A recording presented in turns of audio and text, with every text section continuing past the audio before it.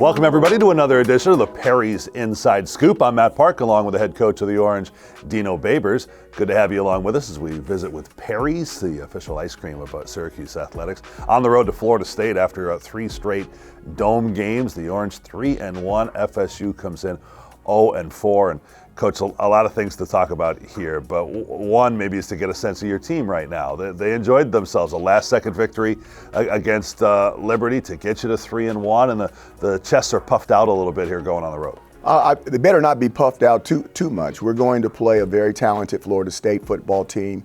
When you watch them on tape, those losses were all close losses. They were more than capable of winning 3 of those games for doggone sure. And we know that we got a tall task going down in Tallahassee. You've had a couple people individually recognized here lately that are emblematic of an interesting unit on the team. Cody Roscoe's getting a lot of attention. He's had a couple games in a row with 2 sacks, and the ACC has recognized him as a defensive lineman of the week. And Kingsley Jonathan is so special, Coach, in terms of the impact he's making on and off the field. And he was included this week in the semifinals for the Campbell Award, which in essence is the academic Heisman. What does he bring to the table? And I know he hasn't had as many snaps so far this year as you probably had in mind to begin with. You know, Kingsley is amazing. He's absolutely amazing. And I can still remember talking to him because he was very close on whether he was going to come back and become a super senior. And really had to go in some deep conversations with a lot of people. But I told Kingsley, I said, Kingsley's one of those guys where not only do you want him on your football team, you want him running your state. You want him as your mayor. You want him as your governor. You want him as your president. He's going to be one of those guys he's going to do a lot for us this year, but he's got a lot more to come later on in life. There's just no doubt about it. He is one of those individuals that you have to meet because he's not going to be average and he's not going to settle. And when it comes to that other defensive end, Cody Roscoe, there's no other person I'd rather take long walks with than Cody Roscoe. Cody Roscoe and conversations with him, okay, is something that's going to always make you better. He gives you the knowledge, and that knowledge is the power. A couple weeks ago, you were telling us you haven't even hugged him yet. Now you're taking long walks and exciting stuff. Love the bond you have with your players. Quickly on the turnover thing, the Liberty game, that was as clean an example of what you're talking about as you've had, right? I mean, that was a fair fight all the way, no turnovers either way, and the game totally swung, first of all on a goal line stand, but then on a turnover, so it doesn't take much to prove that to your team. Coach Freeze, an outstanding coach. Mr. Willis, an outstanding prospect for the NFL. Team that was 26 in the polls, probably would be ranked if the score would have been a little bit different in the top 25 this year. And it came down to a turnover. You know, that's how close this game can be when we talk about the inches of it, if you're playing a really clean game. And I'm going to repeat again, you know, the coolest thing about football is, well, the best team's always going to win. That is not true. There's nothing further than the truth. But I can guarantee the team that plays the best has an excellent opportunity to win. And you only have to do it one day. You don't have to do it 11 weeks in a row. Another, you know, again, sort of human interest story that everybody can relate to is Mackenzie Milton, and outstanding Heisman Trophy candidate type quarterback at Central Florida.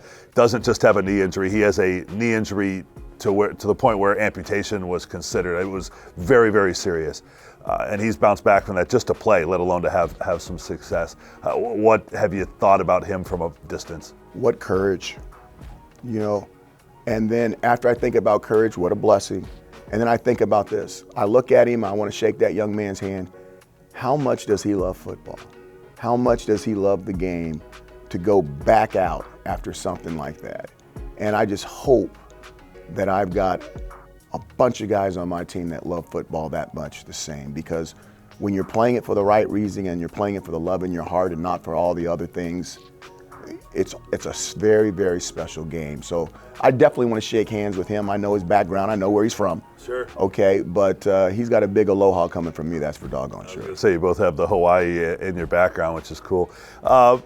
Interesting, you always talk about, hey, we want to recruit guys who love football.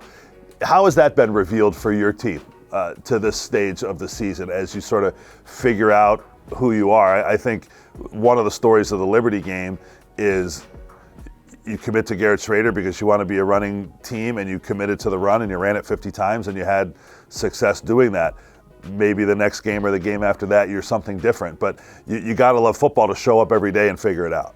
I think the biggest thing is you got to love, the key to love is loving something greater than yourself, okay? Whether that's your wife, your brother, your sister, or your football team. If you truly know what that word means, it means being totally unselfish.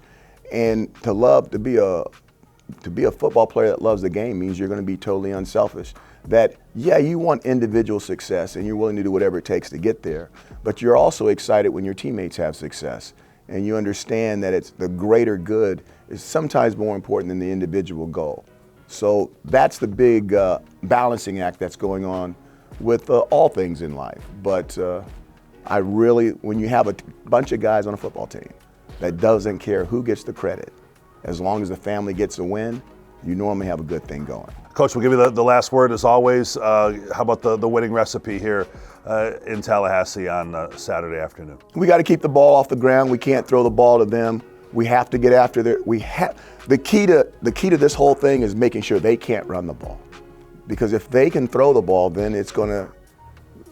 We've got something for that, but we got to take their running game out of it. I'm sure that they're going to try to flip that thing and take our running game out of it, and then there's going to be adjustments to make. But if the turnovers are low, the penalties are even, and special teams breaks square and no one takes a hit in it, it's probably going to come down to who makes the least amount of mistakes. Syracuse had a hard time winning in Tallahassee in years past, and guys like Cam Akers and Dalvin Cook have had a lot to say about that.